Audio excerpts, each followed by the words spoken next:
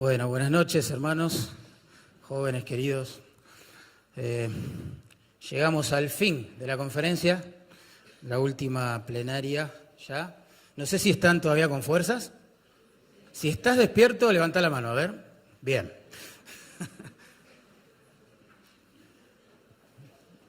Qué precioso fin de semana, por favor, que hemos vivido.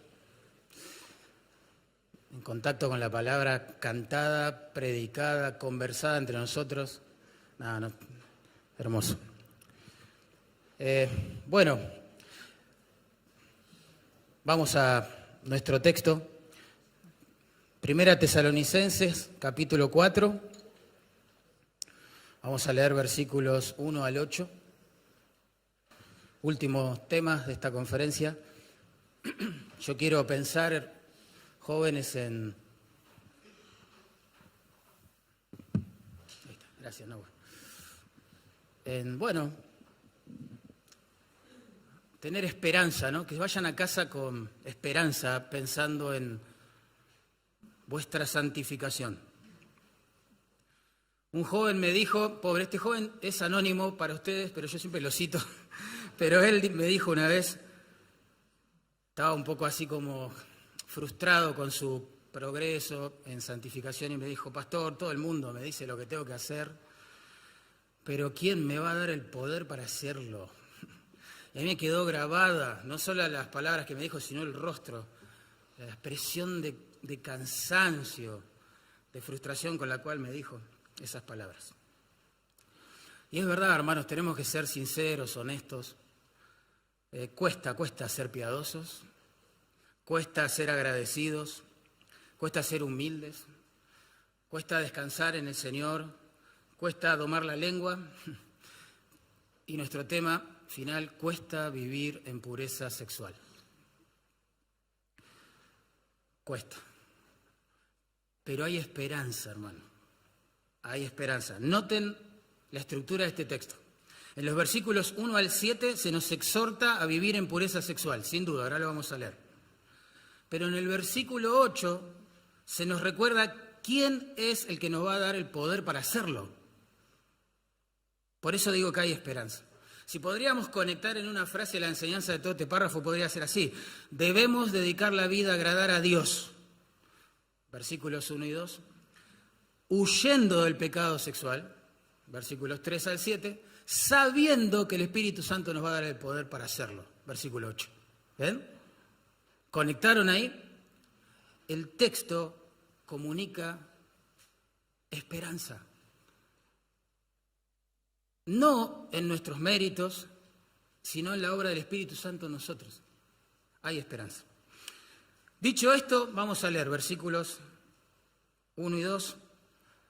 Dice, por lo demás, hermanos, os rogamos y exhortamos en el Señor Jesús que de la manera que aprendisteis de nosotros cómo os conviene conduciros y agradar a Dios, así abundéis más y más. Porque ya sabéis qué instrucciones os dimos por el Señor Jesús. Debemos dedicar la vida, la juventud, a agradar a Dios.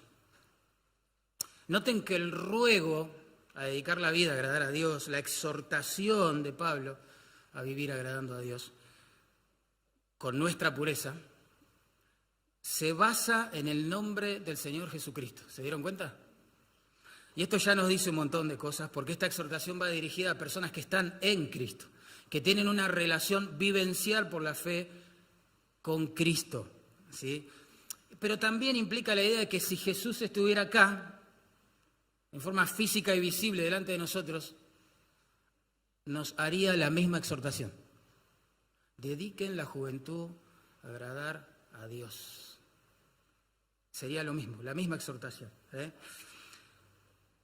El énfasis en la pureza sexual con el fin de agradar a Dios, hermanos, no es un capricho, digamos, de ministros santurrones que se quedaron con la mentalidad, ¿no?, de la Edad Media, que se enojan con todo aquel que pronuncia la palabra sexo en la iglesia. No, la exhortación a vivir agradando a Dios, apartándonos del pecado sexual, se hace en el nombre del Señor Jesucristo. ¿Sí? Está dirigida a hermanos, ¿se dieron cuenta? El versículo 1. A creyentes, digamos, a los que son del Señor, a los que están en Cristo. Es decir, que el estilo de vida dedicado a agradar a Dios mediante la pureza sexual, hermanos, es una locura para los que se pierden. Es un delirio. ¿Sí? Hay un eslogan con el cual yo crecí en mi vida sin Cristo que decía así: reglas sin relación es igual a rebeldía. Reglas sin relación es igual a rebeldía. Claro, las reglas de la vida cristiana, sobre todo las que tienen que ver con la pureza sexual, si no están acompañadas, digamos, de una relación vivencial y salvífica con el Señor Jesús, solo producen rebeldía, ahogo, asfixia del alma. Uno se siente reprimido por la religión, digamos, ¿no? Se siente asfixiado. Sin embargo, cuando estas mismas instrucciones caen en un corazón redimido, producen libertad, gozo y gratitud al Señor. No estamos hablando de una iglesia, digamos, impía en esta área, porque Pablo dice, de la manera que aprendiste a agradar a Dios, así abunden, más y más. La idea es que ellos estaban, digamos, al tanto de este deber, lo estaban cumpliendo en mayor o menor medida, pero esa frase que abunden más y más y más y más, nos muestra que esta actitud de agradar a Dios mediante nuestra pureza sexual es un proceso, ¿no?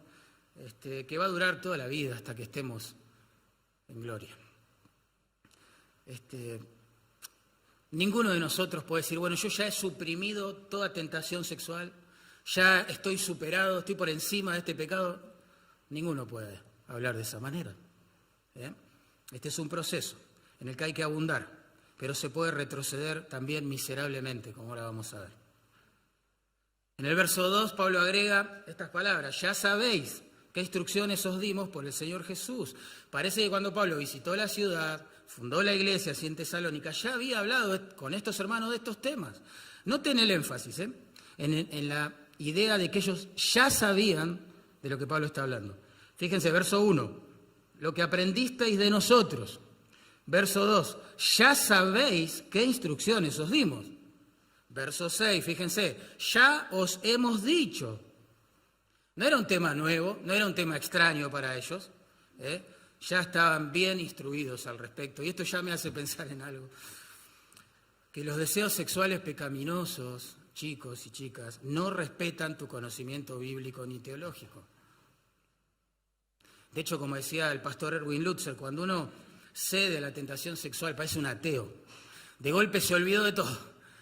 Como decía el pastor Marco, que vivimos en la presencia de Dios, que nuestro cuerpo es templo del Espíritu. Uno finge demencia, amnesia espiritual. Impresionante. Impresionante, hermano.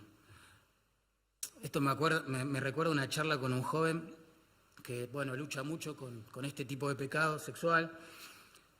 Y le digo, bueno, ¿qué hiciste hasta ahora? Antes de venir a hablar conmigo, ¿qué hiciste? Me compré todos los libros que hablan de pureza sexual. Esa fue su respuesta. Entonces yo le pregunté, ¿los leíste? Porque muchos compran libros y no los leen, ¿no? ¿Los leíste? Me los leí todo, pastor. Pero vuelvo a caer, y vuelvo a caer. ¿Y qué pensás hacer entonces? Le digo. Bueno, me enteré que acaba de salir un nuevo libro y me lo voy a... ¿Entienden, no? El punto, hermano, no se trata solo de conocimiento, la lucha contra el pecado sexual. Tenés que asumirlo de entrada. No se basa solo la victoria en el conocimiento. Miren lo que dice Proverbios 6, 27 al 29. Yo lo leo. Dice así: ¿tomará el hombre fuego en su seno, en su pecho acá, sin que sus vestidos ardan? ¿Cuál es la respuesta a esa pregunta? Y obvio, no. Segunda pregunta: ¿andará el hombre sobre brasas? Imagínate, ¿no? Descalzo, sin que sus pies se quemen. ¿Cuál es la respuesta? No. Bueno, así de lógico, o de lógica es la conclusión. Dice, así es el que se llega a la mujer de su prójimo. No quedará impune ninguno que la tocare. De nuevo, ¿abrazarías carbones encendidos aquí? No. ¿Caminarías sobre brasas encendidas? No. Y yo te pregunto, ¿por qué no? Bueno, es obvio, porque me voy a quemar, me voy a lastimar. Eso lo puede entender cualquiera, no es física cuántica. No, no porque sé que me voy a quemar. Sabemos también que el pecado sexual puede arruinar nuestra propia pureza. Si sos casado, puede arruinar, puede romper, partir en 1000 pedazos el corazón de tu esposa, puede hacerte perder la confianza delante de tus hijos, podés salir eyectado de tu ministerio. Sabés que las consecuencias son terribles, hasta pueden haber enfermedades venéreas, embarazos no deseados, aborto, y podemos seguir. Pero aún así, la gente cae en pecado sexual. Por lo tanto, no se trata solamente de conocimiento. El deseo sexual pecaminoso es así de irracional, como alguien que camina sobre brasas y dice, no me voy a quemar. Así de loco es todo esto.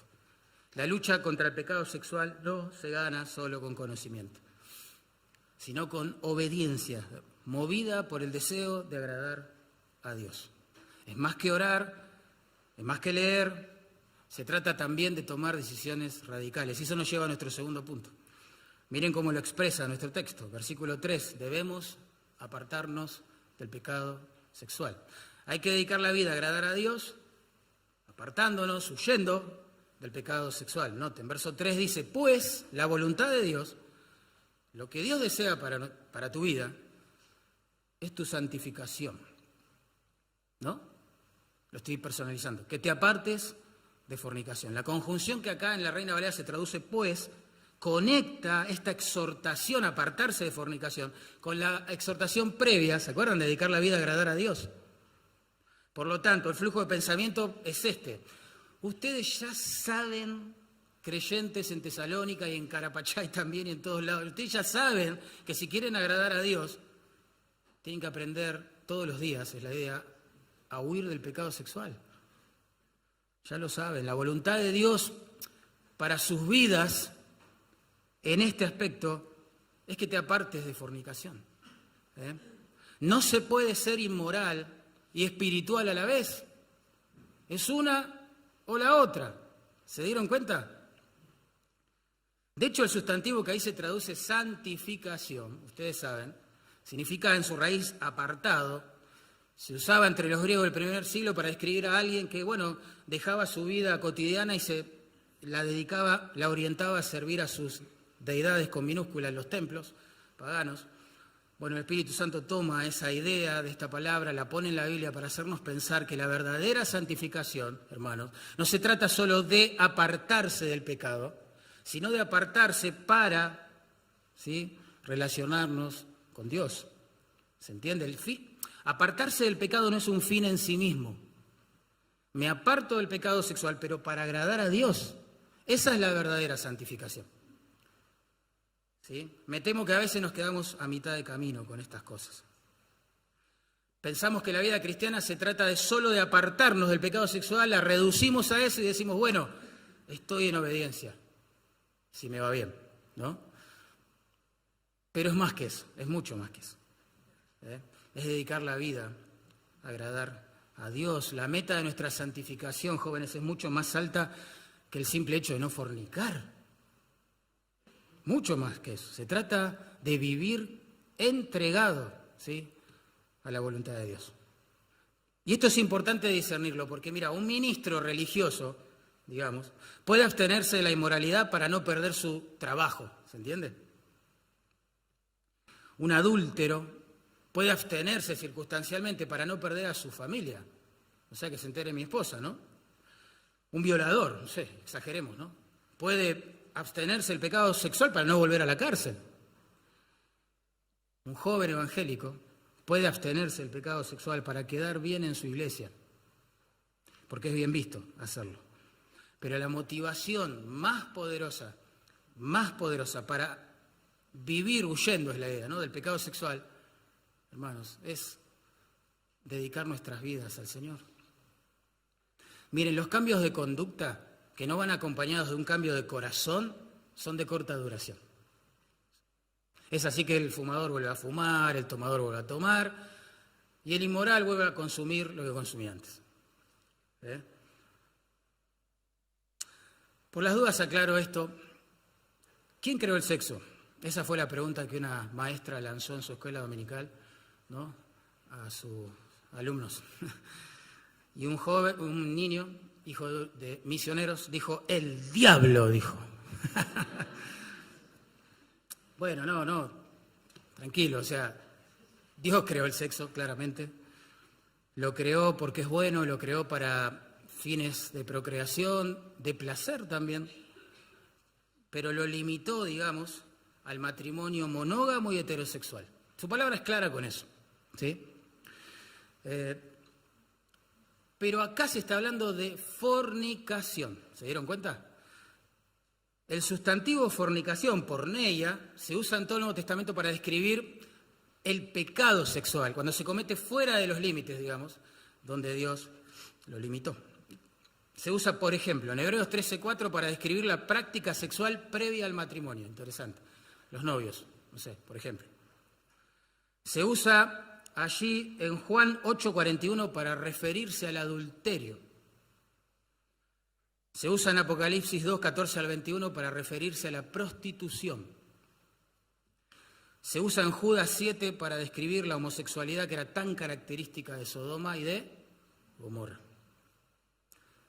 Pero la cosa se complica aún más porque el concepto bíblico de lo que es la pureza sexual que agrada a Dios va mucho más allá, digamos, de actos, del pecado sexual que pasa por una cama, ¿se entiende? Sino que también el Señor mira el corazón y busca pureza también en nuestro mundo interior. Por ejemplo, en Efesios 5:3 leemos lo siguiente, pero fornicación, ese es el acto sexual, pecaminoso, y toda inmundicia, agrega, ese es el acto sexual, pero acá, en la mente, en el corazón. Y generalmente el pecado sexual sigue este patrón. Comienza en el mundo interior del creyente, dormimos con el enemigo, es decir, los dejamos anidar, crecer, el quiste ya se anidó, empieza a hacer metástasis y después es cuestión de tiempo para que se exprese, ¿no?, con el cuerpo. Jesús dijo lo mismo, ustedes se acordarán.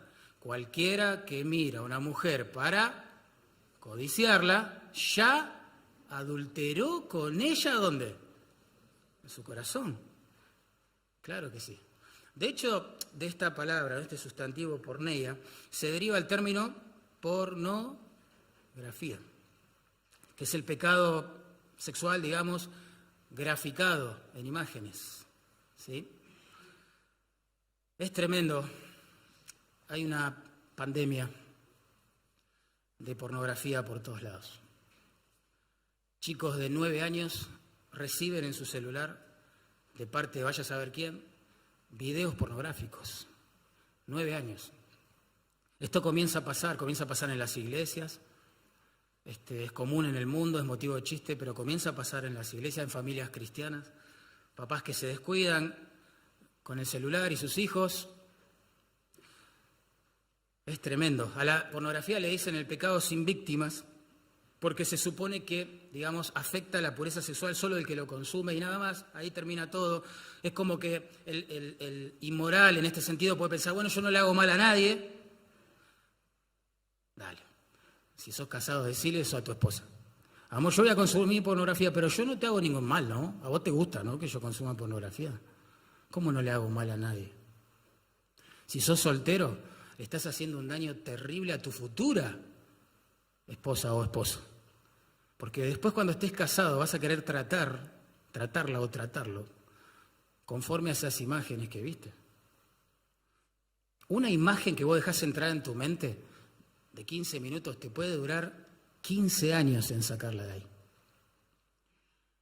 No es un tema menor. La pornografía, hermano, contrario a la creencia popular, tampoco es un pecado secreto. Olvídate, eso no existe. Queda en tu historial, aunque vos lo borres. Y hay gente que tiene la capacidad, si quiere, ¿sí?, de mandarte al frente, como ha pasado. ¿Sí? En páginas, digamos, pornográficas, que tenían suscriptores pagos. Algunos de ellos dejaron de pagar y los administradores de esta página los mandaron a todo al frente, con nombre y apellido. Había pastores e hijos de pastores ahí. Tremendo. No es un pecado secreto. Y aparte pensás, un escándalo en los cielos. Tremendo. Mirá, la pornografía va a ensuciar tu mundo interior, sin duda. Como aquel joven que me dijo, pastor, caí en adulterio. No, le digo, ¿con quién caíste en adulterio? Con todas las hermanas de la iglesia, me dijo. Claro, su mente ya estaba, pero no podía ver a nadie con pureza. No es un chiste, no es un tema menor. No juegues con eso. Ya se empiezan a escuchar casos de divorcios, de divorcios entre creyentes porque uno de los cónyuges se hizo adicto a la pornografía. Se están escribiendo artículos respecto de la práctica pastoral en esos casos. ¿Qué hacemos? Si alguien en nuestras iglesias se quiere divorciar de su cónyuge porque se dedicó a la inmoralidad, interesante, ¿no? Bueno, sí, no es un pecado sin víctimas. Destruye todo. Y te voy a decir algo más, y con esto avanzo. La pornografía parece ser la causa subyacente, ¿no? Bajo tierra, digamos, subyacente, de la falta de pasión por Dios y su causa que hay entre la juventud en las iglesias de hoy. Se sienten sucios, se sienten descalificados para dedicar la vida al Señor. Pero la voluntad de Dios es vuestra santificación, que os apartéis de fornicación. Esa es la forma de agradar a Dios, hermanos. El verbo que ahí se traduce que os apartéis de fornicación, que os apartéis, significa literalmente mantenete alejado, lejos. Implica una abstinencia completa. Tenés que huir del pecado sexual como, no sé, si estuvieras frente a un loco que te está apuntando con una 45 a la cara. Literal, esa es la idea. Tenés que salir corriendo. Estás en peligro si le das lugar. Un sinónimo de esta palabra se usa en 1 Corintios 6, 18 para decir lo siguiente. Huid, a manera de mandato, huid de la fornicación. Y el tiempo presente ahí hace de esto un estilo de vida. Tenés que aprender a vivir, tenemos que aprender todos nosotros, a vivir huyendo del pecado sexual.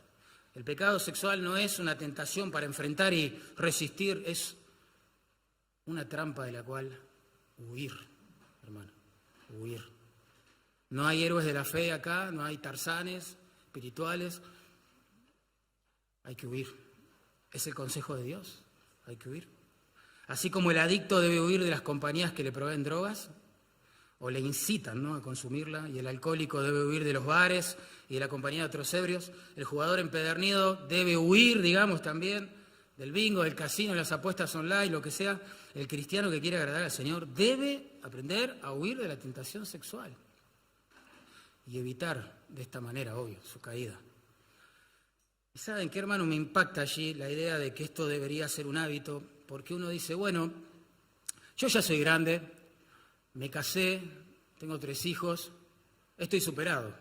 Es más, capaz que vos estás pensando, bueno, por eso, como estoy luchando tanto con el pecado sexual, me quiero casar por eso, y ya, me caso y no me quemo más. Y citamos a Pablo para eso, ¿no? Cuidado con eso. Todos supimos en estos días que un hombre de 73 años, casado, con hijos, predicador de la Escritura, un ministerio bíblico por años, ¿sí?, se estaba escribiendo con una chica joven de otra iglesia en un modo inmoral, adúltero. Perdió todo. 73 años. Entonces esto de huir de la fornicación es un estilo de vida que vos tenés que aprender a incorporar y que yo tengo que aprender a incorporar. Por eso decimos siempre con mi esposa que la meta más grande a la que aspiramos es terminar bien la carrera, con un matrimonio intacto, amándonos y un ministerio bíblico. Chao. Demasiado, gloria a Dios por eso. Hay que ser práctico con esto, hermanos. Dios nos dejó la historia de José en el Antiguo Testamento, ¿no? Para mostrarnos qué práctico hay que ser con esto. ¿Se acuerdan? José iba a trabajar todos los días, la esposa del jefe, vení, dormí conmigo, qué lindo que sos, te amo, sos la voluntad de Dios para mi vida, no sé qué le diría. Estoy orando por vos, no sé qué le diría. Pero llegó un momento que ella lo asió, ¿no? Dice fuertemente, ven, duerme conmigo. ¡Wow! ¿Qué hizo José? Dijo, para, te voy a dar 3 razones teológicas por las cuales deberías salir de mi presencia, oh impía mujer. Nada. Salió corriendo, ustedes saben. Y no salimos corriendo para que nos vaya bien y evitar consecuencias, nada más. A José no le fue nada bien después de eso, fue preso por eso. Huimos para agradar a Dios. Volvemos al mismo punto, el versículo 1 y 2. Es porque Dios se complace en que nosotros, chicos, chicas, vivamos una vida de santificación y pureza sexual.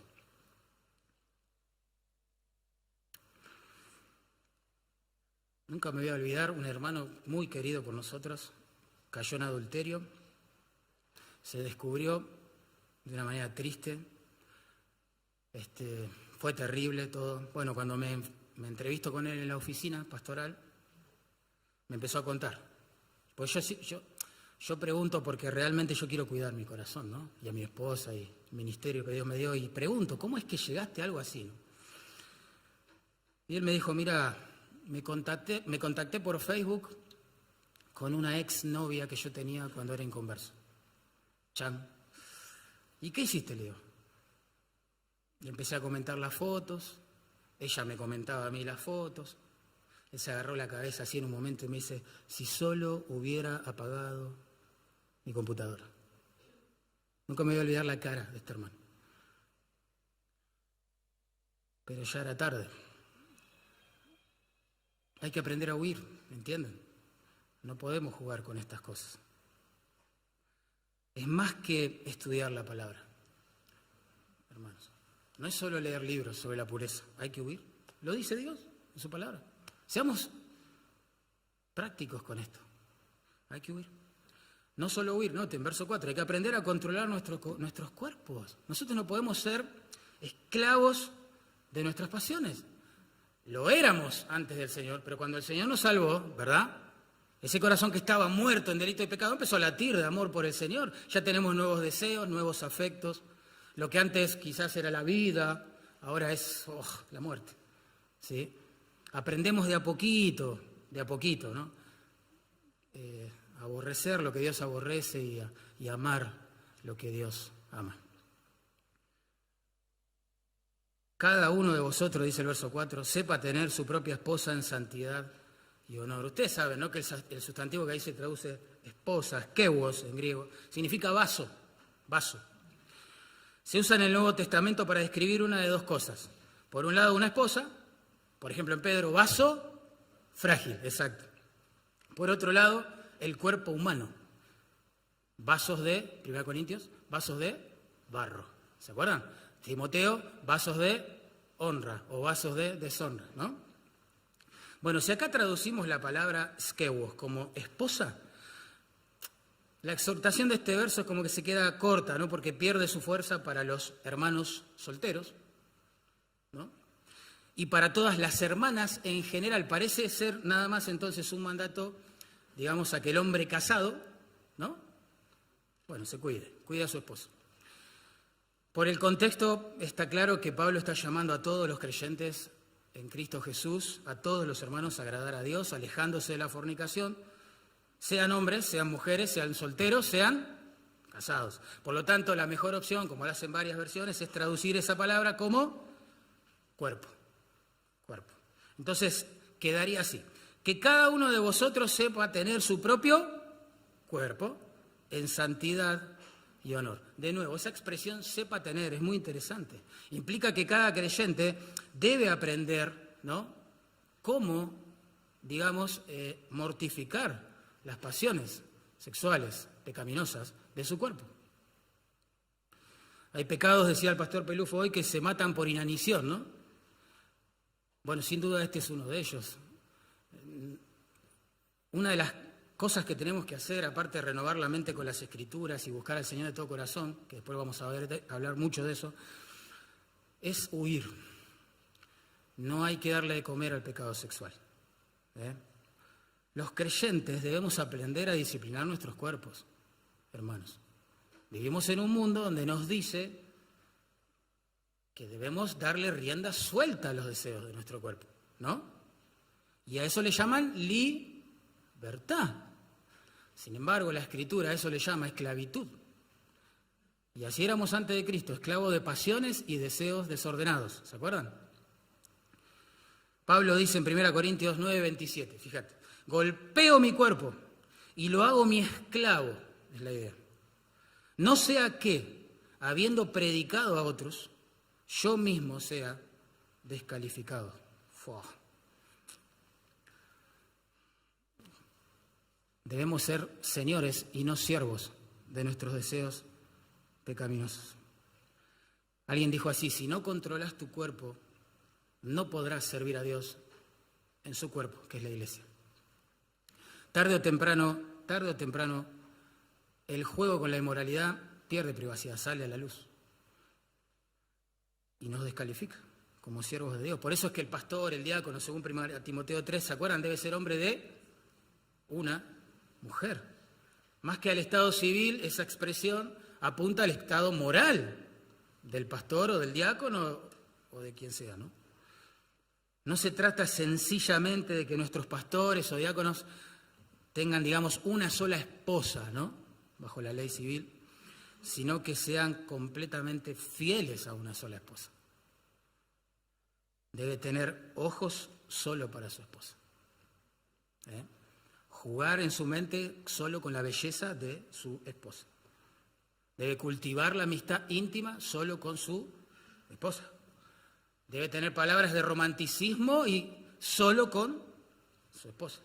Y por supuesto, disfrutar del sexo solo con su esposa. El pastor Swindoll dice algo muy interesante.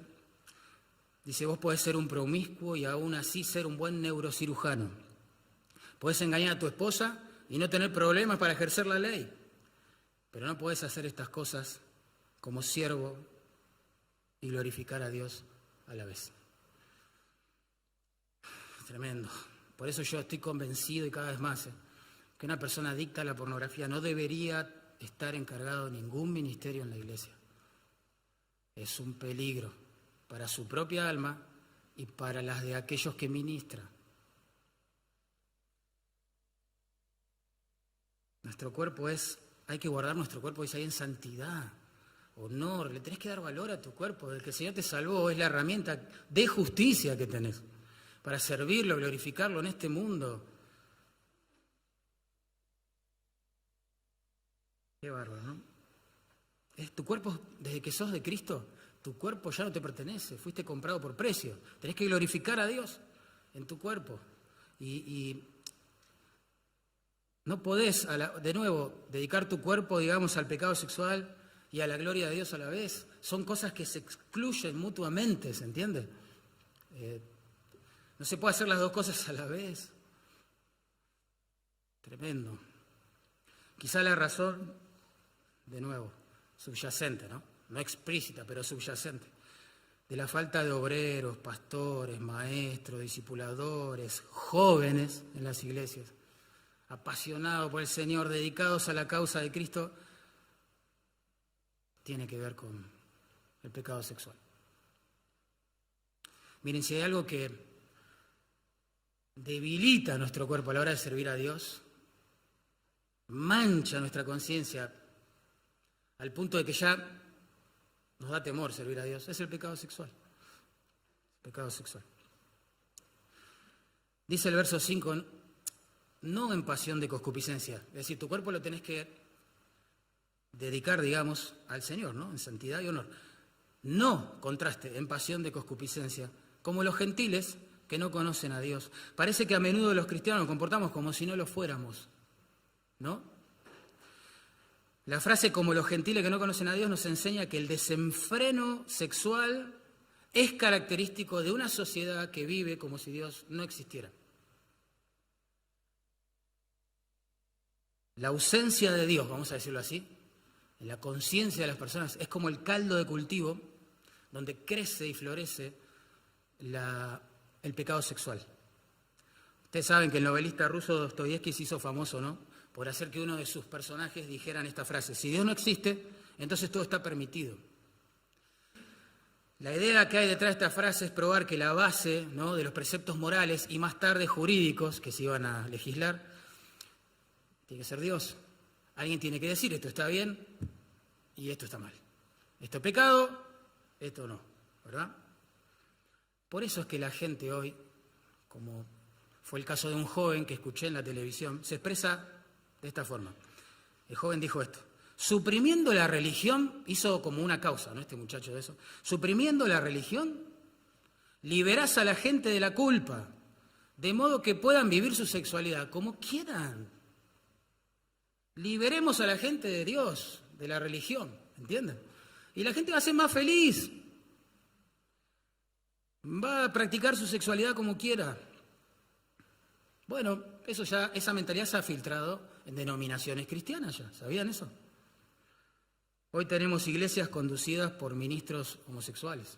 La iglesia luterana ya encomienda a ministros homosexuales. O, que es igual de grave, ¿no?, heterosexuales, pero adúlteros. O ministros heterosexuales, célibes, pero que han abusado de niños.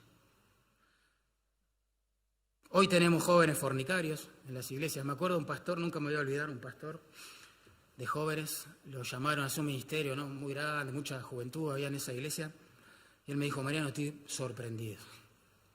Escuchá esto, ¿eh? El 50% de los jóvenes que están de novios en mi iglesia, dice, practican las relaciones sexuales previas al matrimonio, tranquilamente, con el aval de sus padres. Los padres cristianos, bueno, comillas, ¿no?, los padres cristianos dicen: háganlo en casa, que se quede a dormir, mejor que lo hagan acá y no en un hotel exponiéndose a mayores riesgos y peligros. No hay excusa, hermano, ¿eh? ¿La cultura nos influencia? Sí, claro que sí, pero no nos define, ni nos obliga a hacer nada, ¿sí? Siempre la Iglesia de Cristo creció y floreció plantada en terrenos recontra inmorales. Y era el caso de la iglesia en Tesalónica. La cultura en Tesalónica era más depravada aún que la nuestra. Si vos pensás que vivimos en una era depravada, tenés que ir a transportarte a Tesalónica al primer siglo. Ellos no tenían una tradición cristiana, ¿entienden? Como sí tenemos nosotros, que pudiese refrenar, digamos, las manifestaciones groseras, ¿no?, de inmoralidad. Y al parecer tampoco tenían leyes civiles para reprimirlas. La fornicación, hermanos, el adulterio, eran parte de la religión oficial, de la política, de la vida familiar, civil, laboral, impresionante. Pero todo eso, hermano, toda esa forma de pensar y de ver la vida en el aspecto sexual, pertenece a nuestra vida sin Cristo. Eso es lo que Pablo quiere señalar acá. ¿Cómo vamos a elucubrar estas cosas ahora que el Señor nos dio vida? Debemos agradar a Dios, esa es la voluntad de Dios ahora, para nosotros, alejándonos del pecado sexual. Verso 6, Pablo avanza un poquito más, y esto, cuidado con esto, porque este es un texto que tiene una atmósfera de advertencia, de seriedad, de solemnidad. Mira lo que dice: que ninguno agravie ni engañe en nada a su hermano. El verbo que ahí se traduce agravie da la idea de pasar por encima con el tiempo una ley, transgredir es la idea, pasarse de los límites, ese sería el concepto. Lo que Pablo está diciendo: creyentes, hermanos, que nadie se atreva a cruzar los límites de la pureza con sus hermanos. Joven, si Pablo estaría acá, te miraría a los ojos y te diría: no pases los límites con tus hermanas. Jovencita, si Pablo estaría acá, te miraría a los ojos, fijo, y te diría: no traspases los límites de pureza seduciendo a los chicos. Es así de claro el texto, ¿eh? No los engañes, la idea es no los manipules, no le pongas trampas sexuales, no juegues con ellos. Cuidá la forma en que te vestís, cuidá la forma en que les hablás o chateás con ellos por internet. Cuidá la hora en la cual te comunicas con ellos o ellas. Tené cuidado. No vayas a hacerle de tropiezo a un hijo o una hija de Dios. Temé a su padre, ¿entienden? Si los padres humanos se ponen locos cuando engañan a su hija y se acuestan con ella, imagínate, el Dios de los cielos que sacrificó a su hijo para que esa chica viva consagrada a la causa de Cristo. Y vos la estás manipulando, la estás seduciendo, le estás haciendo tropezar. Tremendo. Estás haciendo tropezar a alguien que Dios quiere usar para su gloria. Es grave. Y me surgía la pregunta, estudiando este pasaje, ¿cuántos potenciales siervos del Señor, jóvenes en las iglesias, habrán quedado al costado del camino por esto? Porque a alguien le fue tropiezo en el área sexual. Conocí un hombre precioso de Dios, hasta el día de hoy, precioso, precioso. Dios lo salvó, lo llamó de las tinieblas a la luz, comenzó a vivir para su gloria, hizo del Señor su centro a full. Pero se dejó seducir por una joven que venía, digamos, a la iglesia, que compartía espacio en el ministerio justamente juvenil de su iglesia. La chica lo enredó con sus palabras, como dice Proverbios, lo rindió, ¿sí?, con la salamería de sus dichos. Lo cierto es que él cayó en fornicación, la chica quedó embarazada, se tuvieron que casar. Escuchen esto, Cuando se casan, ella lo mira a los ojos a este varón del Señor y le dice, quiero que sepas algo, te rementí, yo no soy cristiana. Todo lo que hice fue para casarme con vos.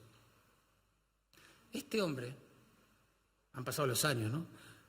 Este hombre, porque Dios es precioso y restaura, ¿no?, lo que se confiesa y se abandona, ¿no? Sigue viviendo para Dios de manera hermosa, pero cada vez que hablas con él respecto de... con lágrimas te dice, yo quería ser misionero. Cuando el Señor me salvó era joven, yo le dije al Señor, yo quiero llevar tu palabra al mundo. Cuidado con hacer tropezar a una persona que Dios salvó y que quiere usar para su gloria. Ustedes saben que la Biblia enseña que el sexo es bueno y precioso y santo, aprobado por Dios, dentro del matrimonio. Exacto. Lo dice Hebreos 13:4, ¿no? Honroso sea en todos, sin excepción, el matrimonio, y el lecho sin mancha. Claro, no hay mancha en un lecho matrimonial, puro, perfecto. Pero, dice el texto, a los fornicarios y a los adúlteros los juzgará Dios. Mira, pensando en la vida sexual o de práctica sexual, el texto nos posiciona, digamos. O practicamos el sexo honroso dentro del matrimonio, o practicamos el sexo peligroso, porque dice que Dios los va a juzgar a esas personas, el sexo peligroso antes del matrimonio, fornicación, fuera del matrimonio, si sos casado, adulterio. Ante estas verdades así tan claras, tan simples, solteros, guarden su pureza, obvio, y guarden la ajena también. Cuiden a sus hermanos o hermanas del sexo opuesto. Tómenlo como un ministerio también de amor para Dios.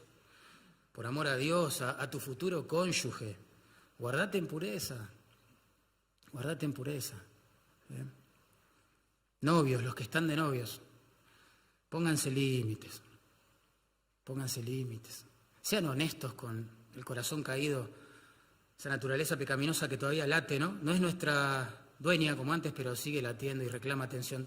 Cuidado, sean honestos con eso y definan límites. El principio es, bueno, si fomenta la inmoralidad y le pose de tropiezo, no lo hago, ¿no? Sencillo, a la luz de este texto. Cada pareja deberá con responsabilidad santa delante de Dios, bueno, saber cómo manejarse. Y si no, pidan consejo. Concubinos, capaz que entre nosotros hay gente que está juntada. Y como son quizás fieles el uno al otro, bueno, piensan esto es un matrimonio. No es un matrimonio. Saquen turno en el registro civil, si es tu caso. Hagan unos noviazgos santos hasta que se puedan casar. Si tienen problemas de papeles, arréglenlos, porque no van a tener paz. Después de leer un texto como este, se van a ir a acostar, tener intimidad y se van a sentir culpables. El Espíritu Santo va a redarguir sus mentes, sus corazones. Porque la única forma de agradar a Dios, ¿se acuerdan? Que nuestro llamado es apartándonos del pecado sexual. Una vez que cruzaste los límites, ponele, no le haces caso a esta advertencia bíblica, cruzaste los límites de la pureza, hiciste tropezar a un hermano o a una hermana. Yo te pregunto, ¿cómo restituís el daño? ¿Qué haces para reparar lo que rompiste? ¿Qué haces? Es la pregunta que deja implícita Proverbios 6, 30-31. Dice así: si el ladrón es sorprendido, pagará 7 veces. Entregará todo el haber de su casa. O sea, puede devolver lo que robó. Mas el que comete adulterio es falto de entendimiento. Heridas y vergüenza hallará, y su afrenta nunca será borrada. Un ladrón roba, es pillado, digamos, ¿qué hace? Bueno, devuelve, compensa. ¿Qué podés devolverle a una chica que le sacaste la virginidad?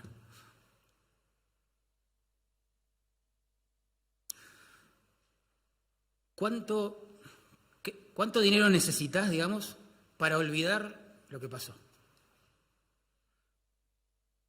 ¿Cuánto dinero, no, se puede devolver para justificar un pacto matrimonial hecho pedazos? ¿Cuánto cuesta en dólares, restaurar la confianza del otro?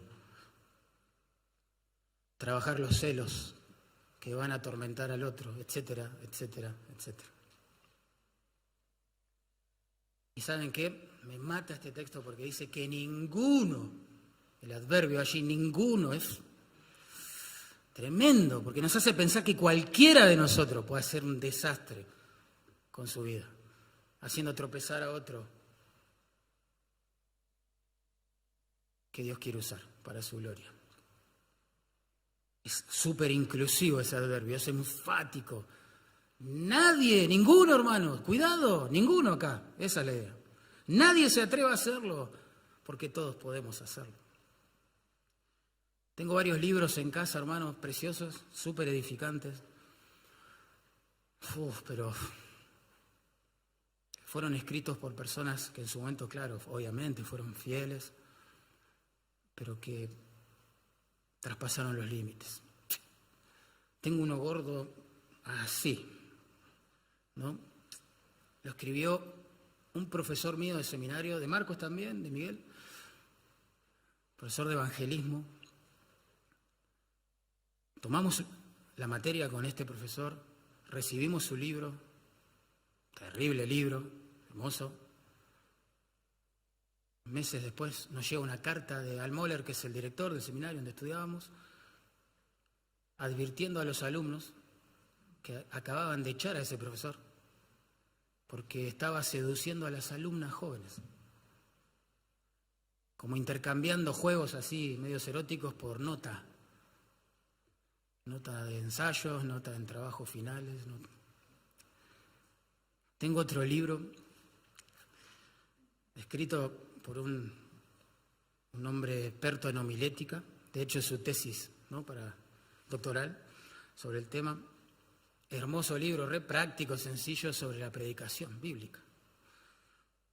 Bueno, me entero por las redes sociales, lo chequeo en su iglesia y así fue, que este hombre por 5 años estuvo saliendo con la directora del coro de su iglesia.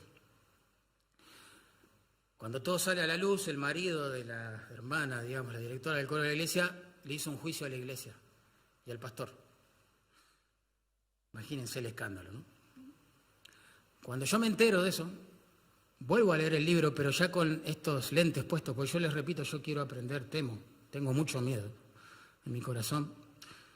Y lo volví a leer y me mató la dedicatoria del libro, me mató. La dedicatoria dice esto: para mi esposa, fulana, la única mujer a la que he amado.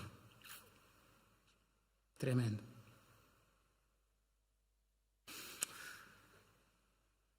Hay que aprender a huir de la fornicación. Y esto es para siempre, hasta que estemos en casa con el Señor y ya no luchemos más con el pecado. No es cuestión solo de ustedes, jóvenes, esto. No es cuestión solo del soltero. Bueno, 3 razones para apartarnos del pecado sexual. La primera, verso 6, la segunda parte, porque Dios castiga el pecado, hermano. Dice, porque el Señor es vengador de todo esto. Vengador, pensá en ese adjetivo describiendo a un Dios omnipotente, santo, que no tolera el pecado. Vengador. La idea allí es que el Señor va a hacer justicia por mano propia. El creyente inmoral, mira, puede tapar su pecado. Cuando en la rendición de cuentas alguien le pregunta, ¿cómo andas con tu pureza? Oh, espectacular, glorioso. La iglesia puede hasta tapar su pecado también, para no tener problemas, déjalo. Pero el vengador lo sacará a la luz. Va a hacer justicia, esa es la idea. Nosotros queremos tapar el pecado, tapar, que nadie se entere. A veces parece que la meta más grande de pureza sexual que tenemos es que nadie se entere quién soy. Entonces tapamos, pero Dios es especialista en destapar lo que nosotros queremos tapar. Y lo lindo es que cuando nosotros lo destapamos, en confesión, arrepentimiento, búsqueda de ayuda, Él lo cubre con su gracia. Pero Dios disciplina el pecado, hermano. Dios al que ama, y azota, dice, ¿se acuerdan? Azota, eso duele, ¿eh? Azota a todo aquel que tiene por hijo. Volvemos al proverbio, ¿no? Andará el hombre sobre brasas sin que sus pies se quemen. Lo que nos está haciendo querer pensar ahí, Salomón, es, dale, si jugás con fuego te vas a quemar. No hay chance, te vas a quemar. Lo que sembrás cosechás. Así, casado, soltero, grande, joven. Heridas y vergüenza hallará y su afrenta nunca será borrado. ¿Por qué va a sentir vergüenza si lo está tapando? Y porque se va a descubrir. Te vas a avergonzar y se te va a descubrir que tenés una doble vida. Tarde o temprano va a saltar a la luz porque Dios es santo y precioso a la vez. Si lo saca a la luz es porque disciplina y restaura, ¿no? Si sos creyente. Su ley moral, todo lo que el hombre sembrare también segará, es como su ley también de la gravedad. Si vos te tirás por el edificio de una ventana, así, te tirás, y quedás postrado en silla de ruedas por el resto de tu vida, no es porque eso, no te pasó eso porque Dios de golpe inventó la ley de la gravedad, ¿verdad?, para castigarte. No. Ya existía la ley de la gravedad, así funciona nuestro universo, y vos la violaste, no te importó. No te importó y te tiraste. Bueno, si jugás con el pecado y las consecuencias, sexual, ¿no?, y las consecuencias te alcanzan y te parten en 1000 pedazos, a vos, tu familia, tu ministerio, lo que sea. No es que Dios inventó para vos su ley moral, todo lo que el hombre sembrare, eso también segará, para castigarte. No, vos ya sabés que esto es así y te tiraste a la pileta igual, no había agua y te mataste.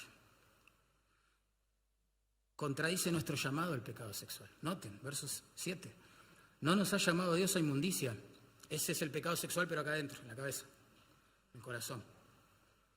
¿Vieron cómo profundiza Pablo, no? Ya no se trata solo de pecados sexuales cometidos con otra persona. Ahora se trata del pecado sexual en la cabeza. No nos llamó Dios a inmundicia, sino a, de nuevo, santificación. No importa cómo vivan los demás. ¿Qué hagan con su sexualidad los demás? ¿Qué piensen que está bien? ¿Qué piensen que está mal? ¿Hasta dónde suprimen su conciencia? No importa, si vos sos un creyente, salvo por la gracia y los méritos del Señor Jesucristo, tenés un llamado diferente, un llamado a agradar a tu Dios, tu Señor, tu Salvador, mediante tu pureza sexual. Sed santos, dijo Él, porque yo soy. Cuidado con eso, ¿eh? Miren que Dios no acepta cualquier cosa que se le ofrece, ¿eh? Allí en Amós, me acuerdo, capítulo 5, el Señor dice a través de su profeta al pueblo, ya dejen de cantar. ¿Se acuerdan? No toquen más instrumentos, estoy cansado, esa es la palabra, estoy hastiado de sus salmodias, estoy cansado. Eso es lo que quiere decir esa expresión. Hasta que corra la justicia como un río, dice. ¿Qué está diciendo el profeta? Ya dejen de ministrar, de jugar con una doble vida, ¿no? De jugar a ser adoradores y esas cosas, hasta que enderecen su vida a lo que es correcto, ¿sí? A lo que Dios quiere. Cuidado con eso. Y bueno, terminamos pensando en el verso 8. Primer punto, debemos dedicar la vida, vos sobre todo, que sos joven, dedica tu juventud al Señor, tus mejores años, preciosos años. Tenés fuerza, dale con todo para tu Señor. 2, eso requiere que huyas, aprendas a huir, es la idea, ¿no? No una sola vez, toda la vida del pecado sexual. Y acá viene la respuesta para este joven, ¿se acuerdan? Que les comenté al principio, que me dijo, pastor, con cara de frustrado, todo el mundo me dice lo que tengo que hacer, pero ¿quién me va a dar el poder para hacerlo? Y qué buena pregunta, y acá está la respuesta. Noten, verso 8. Así que, el que desecha esto, la idea de que para agradar a Dios hay que aprender a huir del pecado sexual, no desecha hombre, cuidado, no es un tema de rebeldía contra Pablo en este caso, o nuestra iglesia, o los pastores, no sé, o los líderes de jóvenes, no. Es un rechazo a Dios, que también nos dio su Espíritu Santo. Esa parece ser un apéndice descolgado, ¿no? Que también nos dio su Espíritu Santo. No, mis hermanos, ahí está nuestra esperanza de santificación. Ahí está. La obra poderosa, sobrenatural, preciosa del Espíritu Santo en nosotros. La lucha contra el pecado sexual es fuerte. No nos engañemos. No nos engañemos. Es fuerte. Agustín, famoso Agustín, no quería convertirse a Cristo, interesante, porque él pensaba que jamás iba a poder suprimir sus pasiones sexuales. Mirá vos, no se había convertido, pues ya entendía las demandas del Evangelio. Qué interesante, ¿eh? No era la oración de fe para él, ¿no? Interesante. Bueno, él no, hasta que la gracia lo doblegó, obvio. A los 20 años de edad, quizá la edad de muchos de ustedes, San Benito, que fue el fundador del monaquismo occidental, se retiró a vivir solo al desierto en una cueva, ¿sí? Gregorio el Grande, que escribió una biografía acerca de este hombre Benito, nos cuenta que allí en el desierto, en una cueva, solo, tuvo tantas tentaciones sexuales en su mente que una tarde decidió arrojarse desnudo sobre una maleza de zarzas y ortigas hasta que el dolor fue más grande que su tentación. ¡Wow! Tremendo. Estaba solo, ¿entendés? Estaba en el desierto, en una cueva. Y dijo, bueno, acá ya no voy a tener tentaciones, obviamente, estoy solo. Tentaciones sexuales. Y él pensó que, bueno, lastimando su cuerpo, las iba a suprimir. Hoy dijimos, ¿no?, que un cambio de conducta superficial, sin un cambio de corazón, sin la gracia obrando acá adentro, es de corta duración. Mirá, vos te podés autoflagelar, cortar, no sé, golpearte la cabeza contra la pared, que el dolor sea más fuerte que la tentación sexual, pero va a venir de nuevo la tentación sexual. Es muy probable. Por eso Pablo cierra su llamado a la pureza sexual recordando que Dios nos dio su Espíritu Santo. ¿Se acuerdan la estructura, no?, del pasaje? Dios nos llamó a vivir en santidad para agradarle, versículos 1 al 7, y ahora nos dice, ¿dónde está el poder para hacerlo? Versículo 8. ¿Saben algo lindo? En el nuevo pacto, o en el marco, ¿no?, de las promesas del nuevo pacto, en el Antiguo Testamento, ¿sí?, Dios le prometió a su pueblo esto. Escuchen qué lindo. Dice, yo pondré dentro de vosotros mi espíritu y haré que andéis en mis estatutos y guardéis mis preceptos y los pongáis por obra. Ezequiel 36, 27. O sea que dentro de las preciosísimas promesas del nuevo pacto estaba esta. El Espíritu Santo pasaría a vivir, ¿sí?, en el mundo interior de los redimidos, y les daría poder para guardar la palabra de Dios, ¿se entienden? Los mandamientos de Dios. Bueno, cuando Jesús, ustedes se van a acordar, instituye la celebración de lo que llamamos la Santa Cena, lo hizo con estas palabras, a ver si se acuerdan. Esta copa es, ¿qué? El nuevo pacto, ahí está, en mi sangre. O sea que Cristo nos trajo las promesas del nuevo pacto, ¿se entiende? Entre ellas, la morada de su Espíritu en nosotros y el poder de la gracia que nos capacita para obedecer. ¿Se entiende? Y esto es simple de vivenciarlo. Pensá en tu propia experiencia con el Señor. Viviste no sé cuántos años para vos mismo, no te importaba la gloria de Dios, no te importaba que la salvación del alma de nadie, no te importaba que la gente agrade, adore o alabe al Señor Jesucristo, no te importaba la cruz. De golpe, todo eso te pasó a importar. De hecho, es el sentido de tu vida, de tu nueva vida, es tu meta más grande. ¿Qué pasó? La gracia. El Señor nos salvó cuando nos arrepentimos y nos convertimos al señorío de Cristo, y Él nos dio su Espíritu, y su Espíritu le dio vida a un corazón que estaba muerto. Tremendo. Nos liberó las manos, ¿sí? Quitó las cadenas de nuestras manos que nos esclavizaban al pecado para que ahora podamos servirle de todo corazón. Quitó la venda de nuestros ojos para que podamos ver su hermosura. Quitó las telarañas de nuestra mente entenebrecida para que podamos no solo entender su palabra ahora, sino alimentarnos de ella. Fíjate, el Señor nos trajo las promesas del nuevo pacto. Hay esperanza, chicos, chicas. Hay esperanza. Se puede vivir en santidad. Claro que sí. Sí, se puede terminar bien la carrera también en el Señor. Con un matrimonio intacto, con un ministerio sano, bíblico, en comunión con Cristo. Claro que se puede. ¿Por qué? Porque Dios nos dio su Espíritu. Este texto infunde, inyecta en las venas del creyente que lucha con su pureza ánimo, estímulo, esperanza de parte del Señor. No está todo perdido. No es que no hay esperanza para vos. No, hay poder sobrenatural disponible. Aunque vivamos en una cultura inmoral y te bombardeen desde tus dispositivos con inmoralidad, y muchas veces vos hayas buscado la inmoralidad también en esos dispositivos, te tenés que arrepentir de todo corazón, confesar tu pecado al Señor. El Espíritu Santo tiene poder suficiente para ayudarnos a someter nuestras pasiones. Pero claro, es cierto, y esto hay que reconocerlo también, hasta que estemos en casa, dentro se está librando una especie de guerra civil, ¿no? Dos deseos enfrentados entre sí. Es cierto, Gálatas 5:17 lo explica así, porque la carne desea lo que es contrario al Espíritu, y el Espíritu lo que es contrario a la carne. Hay una guerra civil ahí, ¿ven? Y ambos se oponen mutuamente para que no hagáis lo que quisierais. O sea que la morada del Espíritu Santo nos trajo un nuevo poder para obedecer, pero también desató un conflicto bélico en nuestro interior, que cuando éramos inconversos no teníamos. ¿Por qué? Porque no nos importaba pecar contra Dios.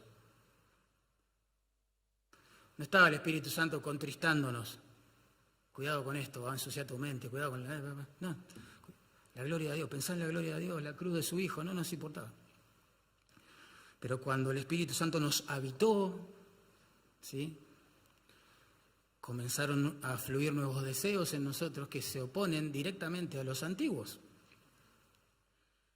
Y bueno, cito a este joven famoso, aunque anónimo, ¿no? Pero ¿quién nos va a dar el poder para huir de la tentación sexual, controlar nuestras pasiones en el cuerpo, no serle de tropiezo a los demás hermanos, bueno, y todo lo que vimos?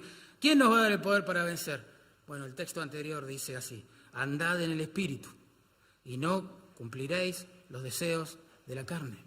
El poder para vencer la carne se desata a través de la obediencia al camino que nos traza su Espíritu en su palabra, o en la palabra que inspiró, ¿verdad?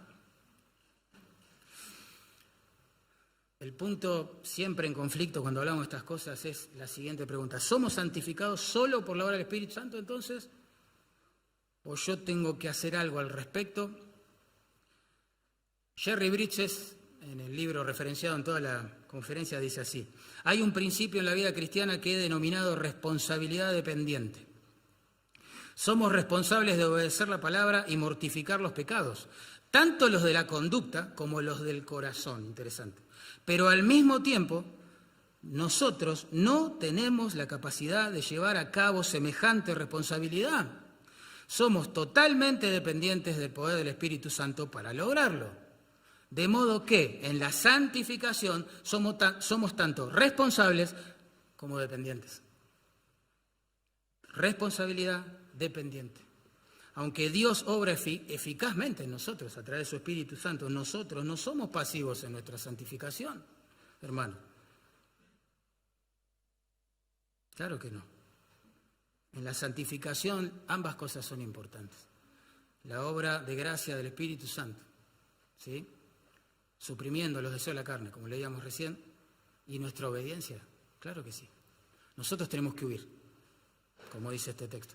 Nosotros tenemos que cuidarnos de no hacer tropezar a un hermano, una hermana en esta área sexual. Nosotros tenemos que someter al control del Espíritu nuestros cuerpos o deseos pecaminosos. Claro que sí. Termino con esto. Filipenses 2, 12, 13. Por tanto, amados míos, como siempre habéis obedecido, ocupaos en vuestra salvación con temor y temblor, ¿verdad? Si siempre han obedecido, bueno, síganlo haciendo, ahora, en mi ausencia, dice Pablo, obedezcan. Ocúpense en su salvación con temor y temblor. ¿Por qué? ¿Quién les va a dar el poder para hacerlo? Preguntamos con el joven, ¿no? Referenciado. Porque Dios es el que en vosotros produce así el querer como el hacer por su buena voluntad. Mira, yo te aconsejo en esta área de la santificación que no te enredes demasiado. Esto es como la predestinación, ¿vieron? A mí no me toca especular con la elección de las personas a las que les testifico. A mí me toca evangelizarlas y punto. La elección es algo de Dios, la evangelización es algo nuestro. Lo mismo es la santificación. Yo te aconsejo, no te enrosques, no te enredes, no generes un conflicto con esto. Vos tranquilo, vos obedecé al Señor, ¿sí? Aprendí a huir siempre del pecado sexual, no sea de tropiezo a nadie, guarda tu cuerpo en santidad, etcétera, etcétera, etcétera. Esa es tu parte, sabiendo que la gracia nos va a dar el poder para hacerlo. ¿Oramos?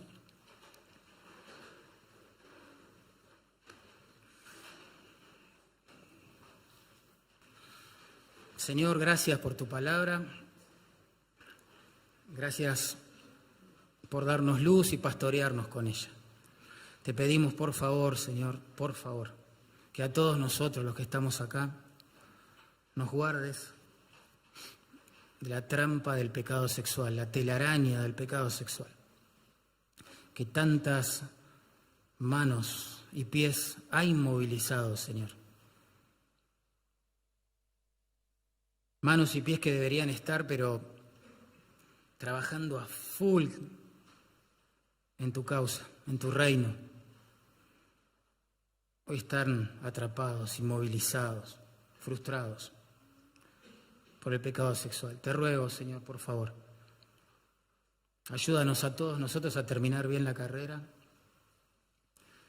Guárdanos, Señor, por favor, el pecado sexual. Oro por los chicos y las chicas aquí presentes, Señor. Tú los salvaste a temprana edad, qué lindo. Te ruego por ellos, Señor.